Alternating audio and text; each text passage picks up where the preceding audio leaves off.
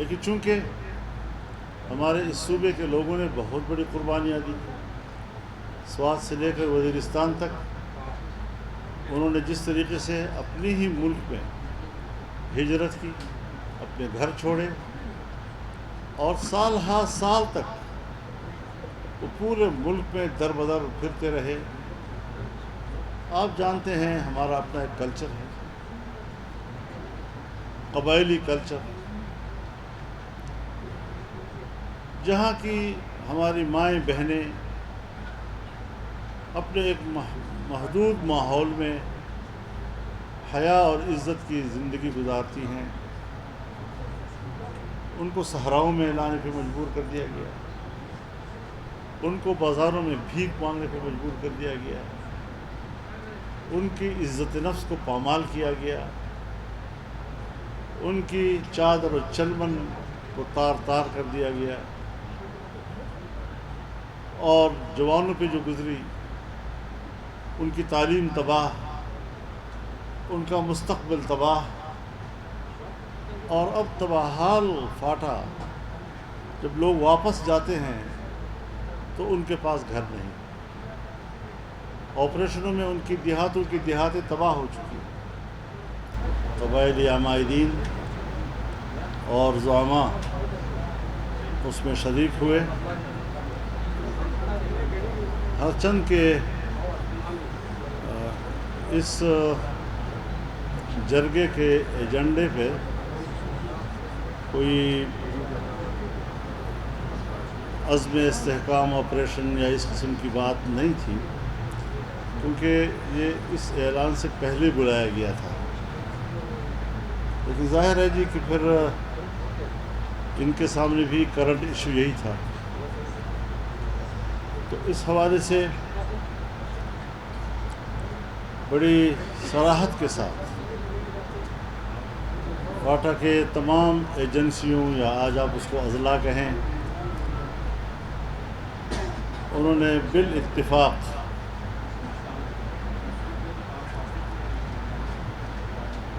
عزم استحکام کو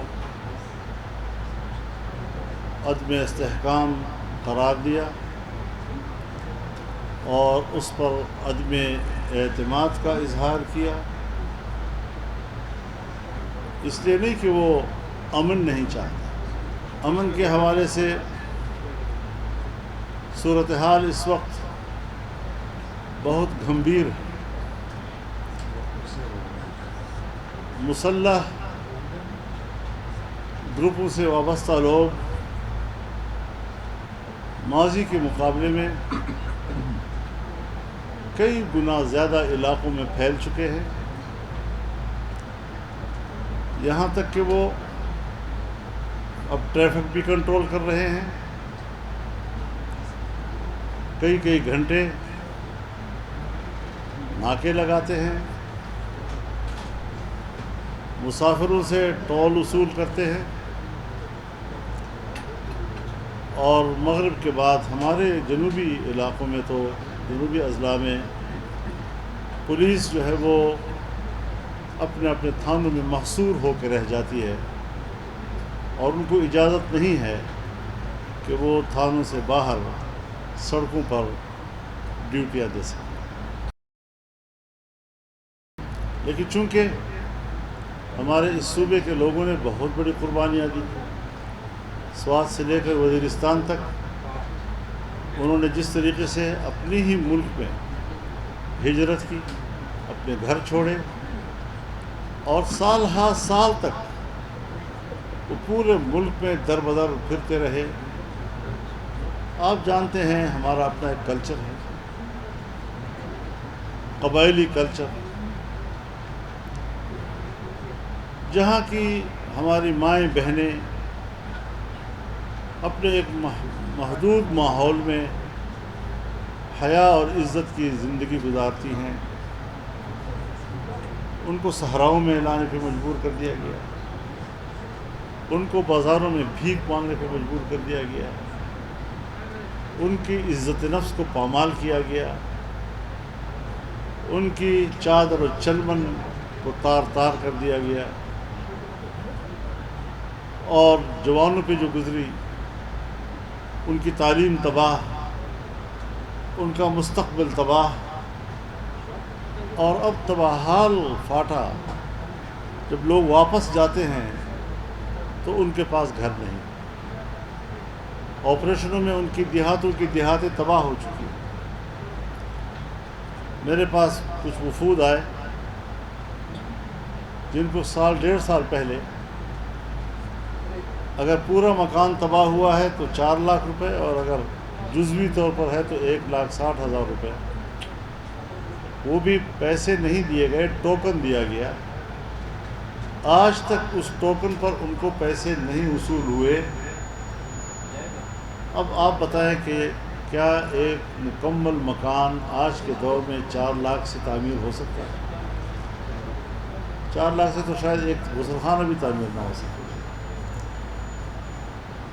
کیا ایک چھوٹی سی دیوار 1,60,000 میں بن سکتی ہے؟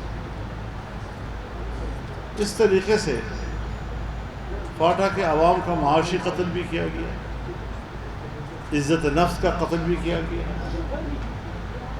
چادر و چلبن کا قتل بھی کیا گیا، اور ایک بار پھر یہ اعلان ہوتا ہے کہ ہم آپریشن کریں۔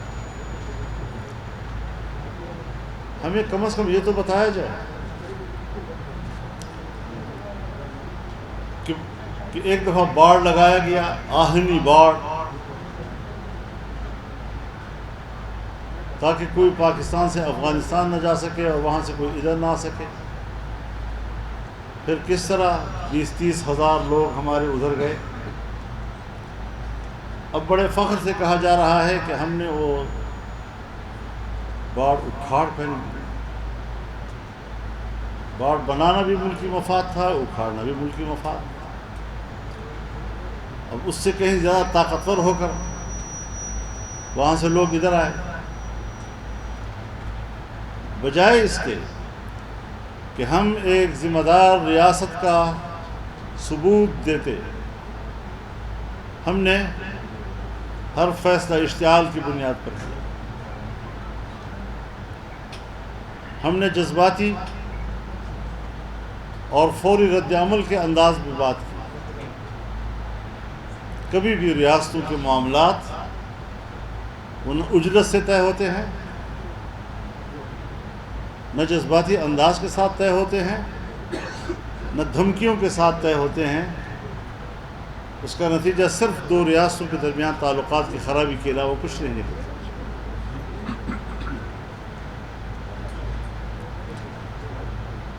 ملک میں واقعات ہو رہے ہیں، اسٹیبلشمنٹ سے لوگ پوچھتے ہیں یہ کیوں ہو رہا ہے، وہ اپنے سر سے بوجھ اتارتے ہیں اور کہتے ہیں یہ تو افغانستان سے لوگ آ رہے ہیں، اور بڑے آرام سے ان کے خلاف ایک احتجاج نوٹ کرا دیتے ہیں۔ اس کا نتیجہ کیا نکلے گا کہ افغانستان میں شاہ ظاہر شاہ سے لے کر اشرف غنی تک جتنی حکومتیں آئی ہیں یہ پرو انڈین تھیں، سوائے امارت اسلامیہ کے کہ وہ پرو پاکستانی تھے۔ لیکن اگر تعلقات کی نوعیت یوں رہتی ہے اور معاملات اس طرح آگے بڑھتے ہیں تو نہ آپ کے مشرق میں کوئی دوست رہے گا، نہ مغرب میں کوئی دوست رہے گا۔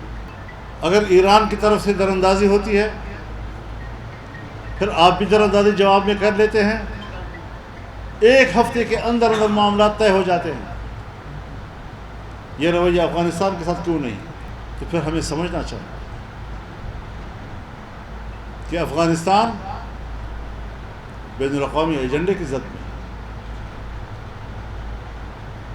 اور ہم ان قوتوں کے مفادات کو سامنے رکھتے ہوئے یا ان کی خواہشات کو سامنے رکھتے ہوئے افغانستان میں موجود امارت اسلامیہ کو مستحکم کرنے کی بجائے عدم استحکام کی طرف لے جانا چاہتے ہیں۔ سن 1980 سے لے کر اب تک افغانستان کا چپا چپا خون سے رنگے.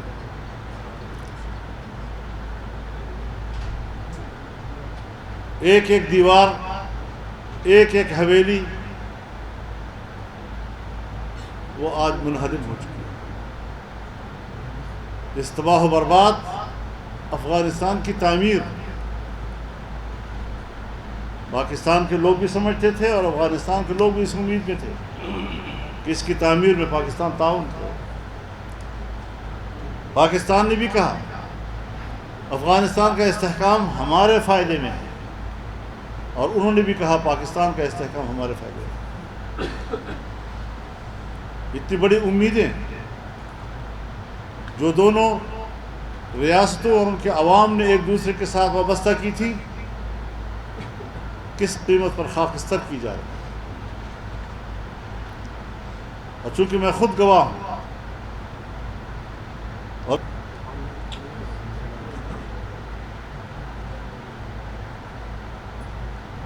تو اس اعتبار سے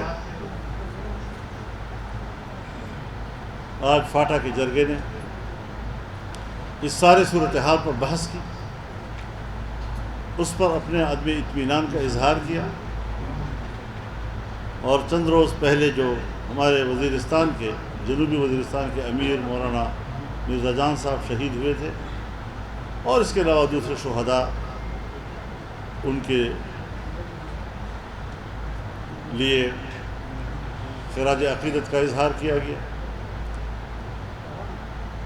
بلندی درجات کی دعا کی گئی، ان کے خاندان کے ساتھ ہمدردی کا اظہار کیا گیا، اور ان کے لیے صبر جمیل کی دعا کی گئی. ایسا لگتا ہے جیسے کہ اب آپ بتائیں کہ ایسی صورتحال میں ایک مستحکم ریاست کے اندر اس قسم کے تصورات پیدا ہوں، احساسات پیدا ہوں، ہمیں اس پر سنجیدگی سے سوچنا نہیں چاہیے. ہم تو پورے پاکستان کو امارت اسلامیہ بنانا چاہتے ہیں، ہم تو پورے پاکستان کو اسلامی ریاست بنانا چاہتے ہیں. میرا آئین کہتا ہے، قرارداد مقاصد کو آپ پڑھیں، حاکمیت اللہ رب العالمین کی ہوگی، عوام کے نمائندے وہ اللہ کی نیابت کریں گے، اور قرآن و سنت کی تعلیمات پر انفرادی اجتماعی زندگی استوار کریں گے. اسلام پاکستان کا مملکتی مذہب ہوگا، تمام قوانین قرآن و سنت کے تابع ہوں گے، قرآن و سنت کے خلاف کوئی قانون نہیں بنایا جائے گا. اس کو عملی جامہ پہنا ہے نا. یعنی میرے ملک میں تو اساس موجود ہے، ہم اس اساس کو گرانا نہیں چاہتے، ہم اس کو کسی عدم توازن کا شکار نہیں ہونے دینا چاہتے. ورنہ آپ جانتے ہیں بالاکھنڈ تحریک جب تھی صوفی محمد صاحب مرحوم کی، اس سے کوئی ہمارا نظریاتی اختلاف تو نہیں تھا، لیکن جس زاویے کے ساتھ وہ بات کر رہے تھے ہم نے اس سے اتفاق نہیں کیا. ہمارے پاس زاویہ موجود ہے، ہم اگر اس پہ کنفیوژن پیدا کریں گے تو مشکلات پیدا ہوں گی. لہٰذا اس قسم کی صورتحال اگر ملک کے اندر پیدا ہوتی ہے تو یہ سنجیدہ صورتحال ہوتی ہے، بجائے اس کے کہ میں پریشان ہوں، میں ریاست سے سوال کر رہا ہوں، ریاست کو اس طرح متوجہ کر رہا ہوں. آپ ریاست کی طرف سے مجھے دفاعی پوزیشن میں ڈالنا چاہتے ہیں، یہ نامناسب ہے. مشرف اور اس کی تسلسل، یہ ہے ہمارے حکمران جو اس قسم کے فیصلے کرتے ہیں اسٹیٹ کے حوالے سے. یہ ہمارے بھائی ہیں سب، کوئی بڑے بھائی کوئی چھوٹے بھائی، پارلیمنٹ میں بیٹھے ہوئے ہیں، کوئی حزب اختلاف میں، کوئی حزب اقتدار میں. کسی زمانے میں ہم کہتے تھے حکومت کا جو حکومتی سائڈ جو ہے وہ ہائی برڈ ہے. اب حکومتی سائڈ بھی ہائی برڈ ہے، اپوزیشن سائڈ بھی ہائی برڈ ہے. پورا پارلیمنٹ کس پہ آپ اعتماد کریں؟ فیصلے کون کرتا ہے؟ یعنی آپ بتائیں، فیصلہ آیا، اناؤنس کیا گیا، ایپیکس کمیٹی نے اناؤنس کیا، کیا اس میں کنفیوژن تھی کہ پرائم منسٹر ہاؤس سے نئی وضاحت جاری کرنی پڑی؟ کیا خود ادارے کے اندر بھی مختلف اطراف سے آراء لی گئی تھی؟ کافی سوالات ہیں، وہ اس سے کنفیوژن پیدا کر دی ہے. اور یہ جو عزم استحکام ہے، اس کا بسم اللہ ہی عدم استحکام سے ہو گئی. جی بالکل، ملاقاتیں تو روزانہ بلکہ ہفتے میں کئی ملاقاتیں ہوتی ہیں، ملنا جلنا رہتا ہے ہمارا. اور ان ملاقاتوں میں ہمارا ایک ہی سوال ہے کہ پہلے آپ ہمیں بتائیں آپ کے پاس ہماری کسی ایک شکایت کے ازالے کی کوئی چیز ہے؟ ہمارے کسی نقصان کی، سیاسی نقصان کے ازالے کی آپ کے پاس کچھ ہے؟ اگر ہماری شکایت کا ازالہ، نقصان کی تلافی کی آپ کے پاس کچھ ہے تو آپ سامنے لائیں تاکہ پتہ چلے کہ آپ چاہتے کیا ہیں۔ ہم نے تو جو کچھ دیکھا ہے، ہم تو سیاسی پارٹیوں سے گلہ نہیں کر رہے، ہم تو ان اداروں سے گلہ کر رہے ہیں جنہوں نے سیاست میں مداخلت کر کے، جنہوں نے الیکشن میں مداخلت کر کے پورا الیکشن نتیجہ اپنے قابو میں لے لیا اور تبدیل کر دیا۔ دیکھیے، یہی تو ایک مشکل ہے جس کا نہ آپ کے پاس حل ہے نہ قرآن کے پاس حل ہے۔ ایک دین کی جماعت، اعلاء کلمت اللہ کی سربلندی کے لیے ایک منظم جماعت جس کی گزشتہ 100-150 سال کی تاریخ موجود ہے، اس کی پشت پر ایک جدوجہد ہے، قربانیوں کی ایک جدوجہد ہے اور کئی سو سالوں کی جدوجہد ہے۔ ان اکابرین سے جو چیز ہمیں منتقل ہوئی ہے، چاہے وہ نظریے کی صورت میں ہو، عقیدے کی صورت میں ہو، یا اس عقیدے اور نظریے کے لیے کام کرنے کے رویے اور منہج کی صورت میں ہو، یہ امانتیں ہیں۔ اور کوئی اس قسم کی اشتعال، زبردستی، جبر، یہ علماء کی جماعت ہے۔ یہاں پر اگر ہم ان کو شمار بھی کریں علماء کرام کو، تو 5 لاکھ سے زیادہ علماء کرام جو باقاعدہ فارغ التحصیل علماء کرام ہے، یہ دنیا کا سب سے بڑا فورم ہے۔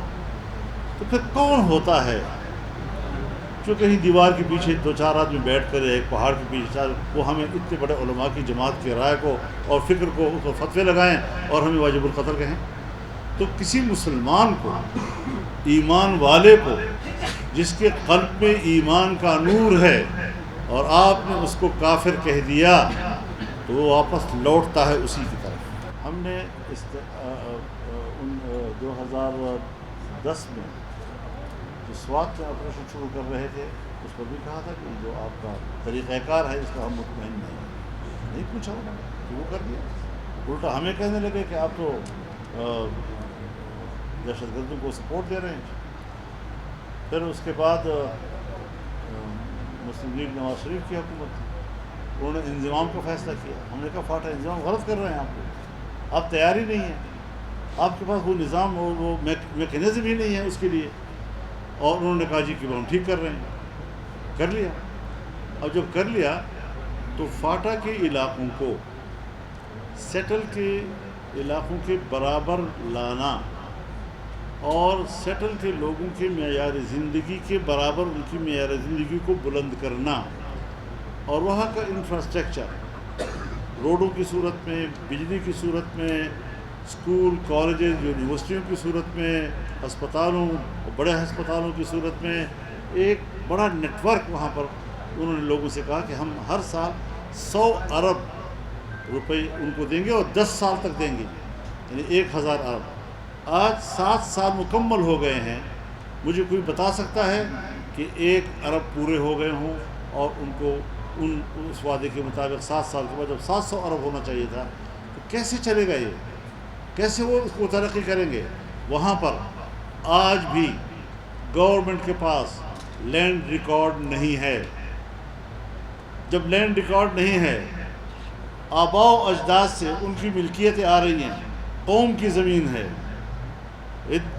قوم کا خاورہ ہے اور قوم اس کے امن کی ذمہ دار ہے، اور یہ روایات چلی آ رہی تھی اور اس کو اختیار کے ذریعے تحفظ دیا گیا تھا، یہ ساری چیزیں موجود تھیں۔ ہم نے کہا کہ جب آپ کے پاس لینڈ ریکارڈ ہی نہیں ہے، آپ کا پٹواری وہاں نہیں جا سکے گا، آپ کا قانون گو وہاں نہیں جا سکے گا، تحصیلدار جس طرح پہلے انتظامی نظام کا حصہ تھا اب بھی انتظامی نظام کا حصہ ہوگا، وہ اس بندوبستی نظام کا ماہر نہیں ہو سکتا۔ آپ بتائیں کہ آج بھی نہیں ہوا۔ اور میں نے ایک بڑے افسر سے پوچھا کہ بھئی جب لینڈ ریکارڈ ہی نہیں ہے تو آپ تقسیم کیسے کریں گے؟ تو ان کا جواب سنیے، آپ بھی حیرت سے ہوں گے، آج کل کی ٹیکنالوجی میں فخر کرنا چاہیے۔ کہتے ہیں ہم سیٹلائٹ سے تصویریں لے رہے ہیں اور سیٹلائٹ سے ہم تقسیم کر رہے ہیں زمینوں کی ہر خاندان کی بنیاد پر۔ وہ میں نے کہا سیٹلائٹ سے نیچے بھی آؤ گے یا نہیں؟ یا اتنی سارا کچھ کرو گے؟ اس طرح کے ایک واہمہ کی بنیاد پر، تخیل کی بنیاد پر کیا کیا اور فاٹا کے لوگوں کو برباد تباہ کرنا. اس کا تو مجھے پتہ نہیں، جنرل فیض کا اور جنرل حمید کا تو مجھے پتہ نہیں. اور جس وقت حکومت تبدیل ہو گئی تو ایک مجلس میں ہمارے پرائم منسٹر تشریف فرما تھے، تو میں نے ان سے کہا کہ پاکستان سے ایک بڑا جرگہ گیا ہوا ہے، افغانستان کابل میں بات چیت کر رہا ہے، آپ کے علم میں ہے؟ تو انہوں نے فرمایا نہیں. تو جب پرائم منسٹر کو اس کا علم نہیں، مجھے کیا علم ہوگا؟ تو اب جو بات ہوئی، بالکل اس پہ کوئی شک نہیں ہے کہ ہم نے پورے اعتماد کے ساتھ وہاں عمل کیا، اور تمام شعبوں میں باہمی تعاون کے ساتھ جتنے بھی مسائل تھے ہم نے ایک دوسرے کے سنے، اور ایک ہفتہ ہم نے وہاں گزارا الحمدللہ سارے معاملات، اور ان کو رپورٹ کیا، بتایا سارا کچھ. وزارت خارجہ سے بریفنگ دی ہم نے، کیا کیا شکایات ہیں ہم ان سے کیا حاصل کرنا چاہتے ہیں، سب تفصیلات لے کر پھر ہم نے واپسی پر وہ ساری صورتحال ان کو بتائی، اور انہوں نے اطمینان کا اظہار کیا، شکریہ ادا کیا. اور یہ کہ اس کا میکینزم کیا ہوگا، میں نے کہا یہ ریاست کو آپ بنائیں میکینزم، کہیں آپ کو مشکل ہوگی تو ہم تعاون کے لیے تیار ہیں. یہ پاکستان کا مسئلہ ہے، جو آپ کی ذات کا مسئلہ نہیں ہے. لیکن اب نتائج یہ ہیں، ہم کیا کہیں جی اپنے ان بڑوں کے بارے میں کہ وہ کس زاویے سے سوچتے ہیں، وہ کس کے لیے سوچتے ہیں. اگر ہم کہیں کہ آپ پاکستان کے لیے سے ناراض بھی ہوتے ہیں، مشتعل بھی ہو جاتے ہیں، تو کچھ تو کم از کم ہماری بات کو وہ ذرا سنجیدگی سے لیں، سنجیدگی سے سنیں. ہم ان کے دشمن نہیں ہیں، ہم ملک کے دشمن نہیں ہیں، ہم ان کے خیر خواہ ہیں. لیکن اگر وہ خیر خواہی کی بات بھی نہیں سنتے اور ہم ان کی خیر خواہی کریں اور وہ ہمارے ساتھ بدخواہی کریں تو اس طرح تعلقات نہیں چلتے.